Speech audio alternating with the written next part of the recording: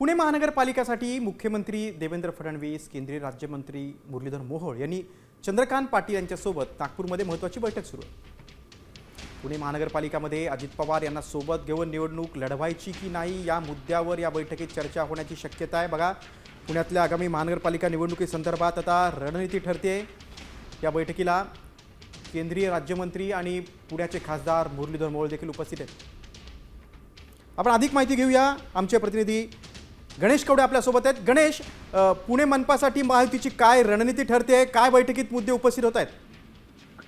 नक्कीच पुणे आणि पिंपरी चिंचवड महानगरपालिकेमध्ये जर बघितलं असेल तर अजित पवारांची राष्ट्रवादी आणि त्याचबरोबर भाजपची ताकद आहे ती सध्या तरी समसमान असल्याचं पाहायला मिळते। त्यामुळेच कुठेतरी पुणे आणि पिंपरी चिंचवड महानगरपालिकेमध्ये ह्या दोन्ही महानगरपालिका स्वतंत्रपणे निवडणूक लढवायच्या की महायुतीमध्ये लढवायच्या या सगळ्या संदर्भामध्ये आज बैठकीमध्ये चर्चा होताना पाहायला मिळते। कारण की इच्छुकांची संख्या देखील आहे ती मोठ्या प्रमाणामध्ये पुणे आणि पिंपरी चिंचवड महानगरपालिकेमध्ये मुलाखती झाल्या त्यामध्ये दिसून आलेली आहे। त्यामुळे पुण्यातले केंद्रीय राज्यमंत्री मुरलीधर मोहोळ असतील या मंत्री चंद्रकांत पाटील।